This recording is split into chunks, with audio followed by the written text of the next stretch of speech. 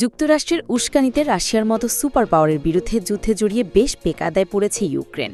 টানা ৩ বছরের বেশি সময় ধরে চলমান যুদ্ধে রাশিয়ার আক্রমণ ঠেকাতে দম ফুরিয়ে আসছে ইউক্রেনীয় বাহিনীর।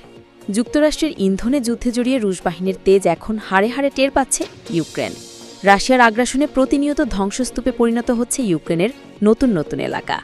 শুধু তাই নয়, রুশ বাহিনীর হামলা ঠেকাতে গিয়ে প্রতিনিয়ত ভাগাড়ে যাচ্ছে ইউক্রেনের ট্যাঙ্ক, যুদ্ধবিমানের মতো দামি দামি সব যুদ্ধ সরঞ্জাম। যুদ্ধে এ পর্যন্ত ইউক্রেনের ৬৫৫টি যুদ্ধবিমান ধ্বংসের দাবি করেছে রুশ পররাষ্ট্র মন্ত্রণালয়। এছাড়া সব মিলিয়ে ১৫,০০০-এর বেশি ট্যাঙ্ক এবং অন্যান্য সাজোয়াস্ত্র ধ্বংসের দাবি করেছে মস্কো।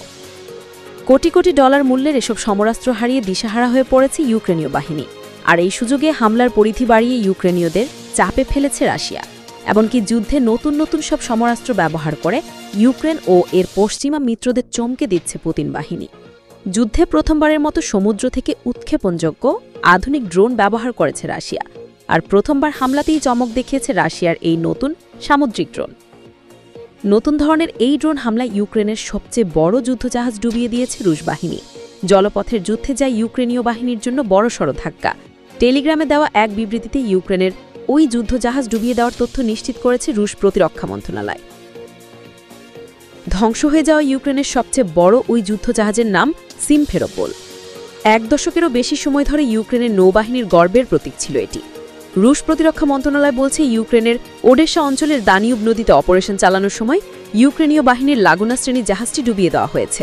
এই হামলার একটি ভিডিও সামনে এসেছে। ভিডিওতে রুশ সামুদ্রিক ড্রোনকে ওই ইউক্রেনের যুদ্ধজাহাজে আত্মঘাতী হামলা চালাতে দেখা যায়। আঘাত হানার পরই বিস্ফোরণে মুহূর্তের মধ্যে ধ্বংস হয়ে যায় ইউক্রেনের বহরে থাকা সবচেয়ে বড় ওই যুদ্ধজাহাজ। রাশিয়ার হামলায় ওই জাহাজের ২ জন ক্রু নিহত হয়েছে বলেও জানান তিনি।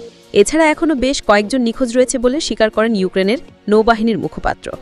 ২০১৯ সালে যাত্রা শুরু করেছিল সিমফেরোপোল যুদ্ধজাহাজটি।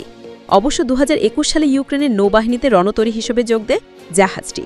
এর মূল কাজ ছিল গোয়েন্দা নজরদারি চালিয়ে নৌবাহিনীর অভিযানে সহায়তা করা। ১২৭৪ দিনেরও বেশি সময় ধরে চলছে ইউক্রেন যুদ্ধ।